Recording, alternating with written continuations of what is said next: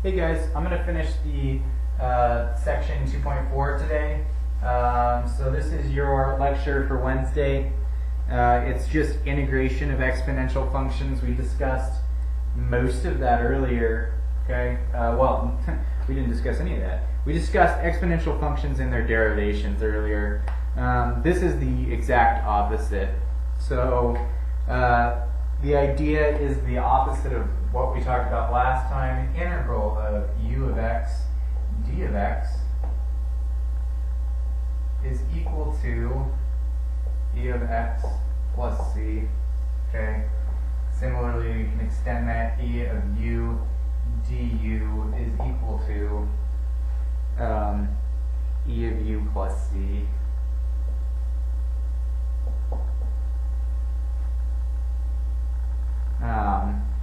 Where we can expect to find, trying to think of the best way to explain this.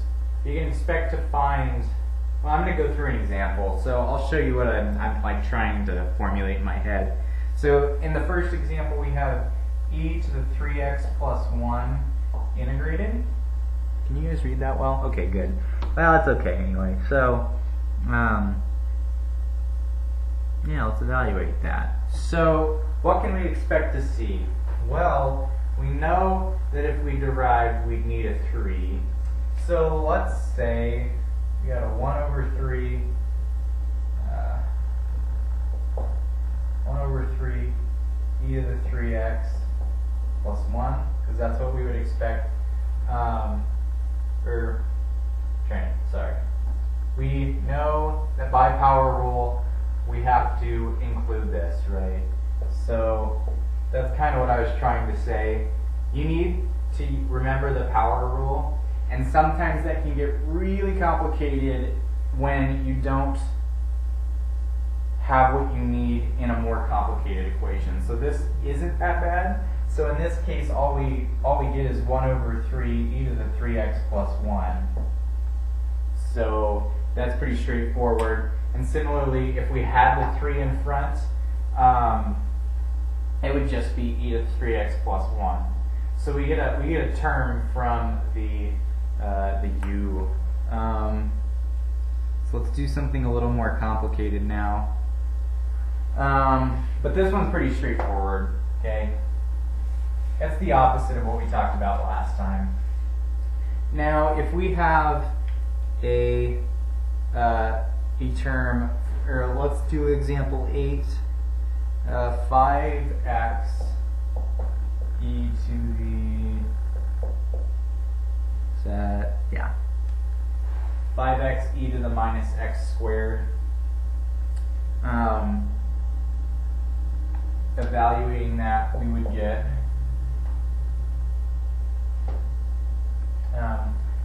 look for the du. Here we have a du, which is great. So what we end up with is, sorry, I want to think out loud for a second. We need to have a minus 2, so we need to have a minus 1/2 here to evaluate. So what we get is 5 over 2, 1 over 2x. So just bear with me for a second. E to the minus x squared. That's negative. Okay.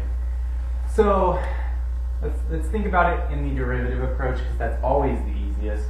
If we did a d by du on e to the minus x squared, what would we get? Well, the answer is that we would get a minus 2x times e to the x squared, right? E to the minus x squared. Not too bad. So we have to keep in mind that that x would have to be there. So in this case, we were able to divide by that x, and what we were left with was a minus 5 over 2 e to the minus x squared, and then we have that constant term if we want to include that, so that's done. So that's our answer. I hope I didn't jump too many steps when I explained that, but I hope it wasn't too bad.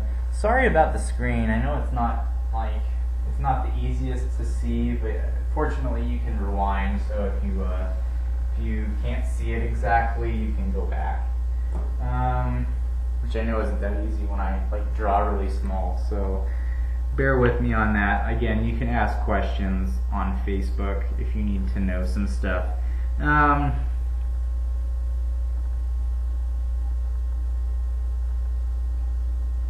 think the last one I want to go over is, well, let me look.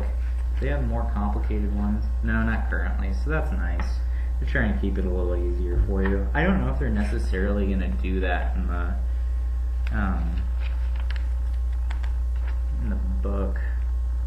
Yeah, they're probably going to make pretty easy equations for you guys to solve right now. That's good. You don't want harder ones. Okay, let's do another one. E to the 1 over x squared integrated. Okay.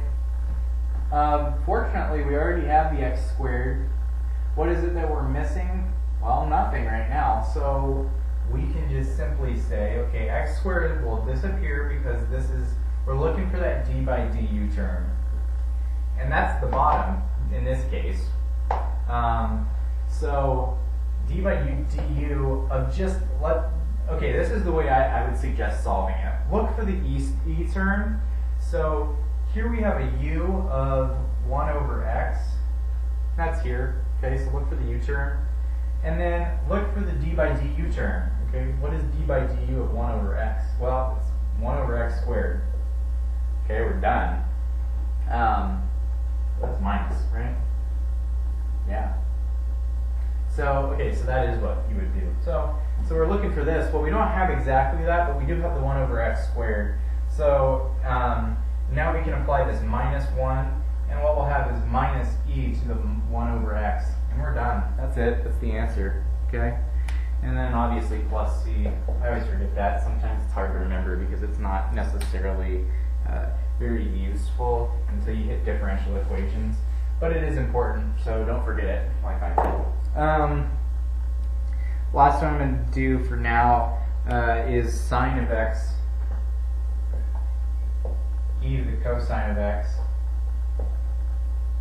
integrated by dx. Forgot the dx earlier too. Okay.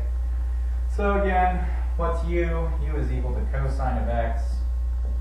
Okay. What's du? Or d by du? Well, that's going to be minus sine of x. Okay. Again, they didn't leave the minus sign in. What do we get? Minus cosine of x. Well, be minus e the cosine of x. Okay.